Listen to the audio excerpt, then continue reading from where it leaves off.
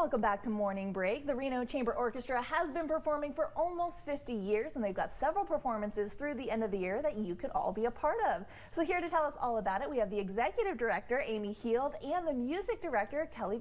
So thank you guys so much for being here. Thank you for having us.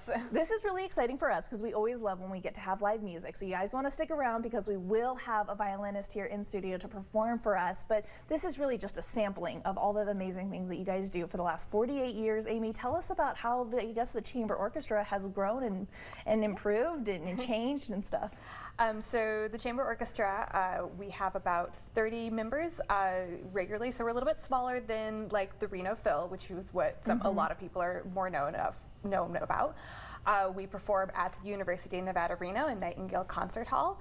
And our orchestra was started when back in the 70s with musicians who were playing in the casino bands wanted to do something that was a little different and formed a full orchestra. Wow, that's amazing. That's so cool. And that's what you guys have been doing for the last 48 years, which is really special. But Kelly, you've kind of come in. This is your first full season. Can you tell us a little bit about how you got involved? Absolutely. There was a search for a new music director that straddled the entire pandemic.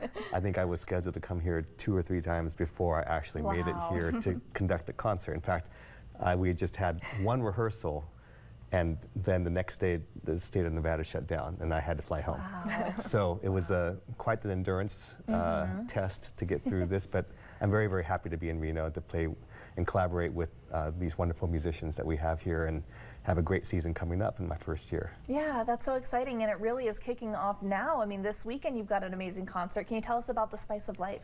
Sure.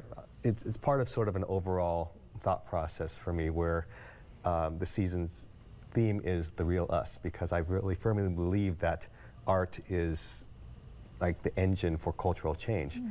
And it's a mirror of how we are as a society, like it or not. We look at the mirror every single day and we see the real us. And so the Spice of Life has a featured artist, Adrian Anantawan, on the violin, and he, if you have pictures of him as you do here, he was born without a right forearm, and yet that has not served as any barrier to him finding a way to become a professional musician on stage. And it's very inspirational. And he's also championing a piece by Clarissa Saad, a Brazilian-American composer who also, as a woman and as a woman of color, faces obstacles and barriers to get in the same room where it happens, right? So it's part of an amazing series of concerts that we have. And this particular week, we have some other things coming up. Yeah, and that's where your partnership with Northern Nevada Hopes comes in and stuff. Can you tell us about that, Amy? Yeah, so as Kelly was saying, all of our concerts this season have a theme of reflection and things that are going on in our community. And our final concert of the year in May focuses on mental health and the arts. And so when we realized we had this theme, we started thinking about who might we be able to partner with that is already doing this work in the community that we could highlight through this concert.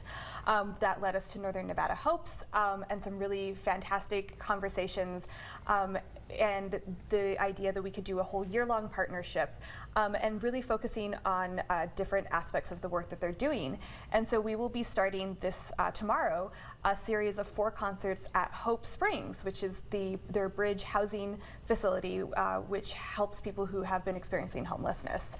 And so we will be performing a concert with our musicians and with Adrian tomorrow, and that's just the kickoff to this really exciting partnership where we'll be able to share our music with people in our community who are often forgotten and not always have that access to the music that we play. And you know what, I think that's the powerful part of music, right, is that it doesn't matter what you're going through in life. When you hear a song that touches you and stuff like that, it can transform you. And so I think that's super special. So not only do you have the concerts this weekend with Adrian, you also have your Northern Nevada Hopes partnership. You also have a couple other performances coming up throughout the end of the year, leading up to the festival at the very end of the year. Kelly, can we really quickly talk about that? Absolutely. So our concert in November is called It's About Time, which besides actual time, it focuses on women empowerment because women have existed through classical music throughout history but have not got the recognition they deserve. So we found different ways of highlighting women as performers as well as composers. And in May, we had The Brilliant Mind, which focuses on mental health, because it's something we don't like to talk about. It's not really public. And so we're bringing attention to composers who suffered bipolar issues themselves, and yet we're able to find a way to make a presence. And so we have a way of shining light really in the community. We suffer as a society, 1 in 5 of us in America suffers a mental health episode every year. That's something that needs to be talked about. Yeah. So we're really, really happy to be able to build connections between the community and art.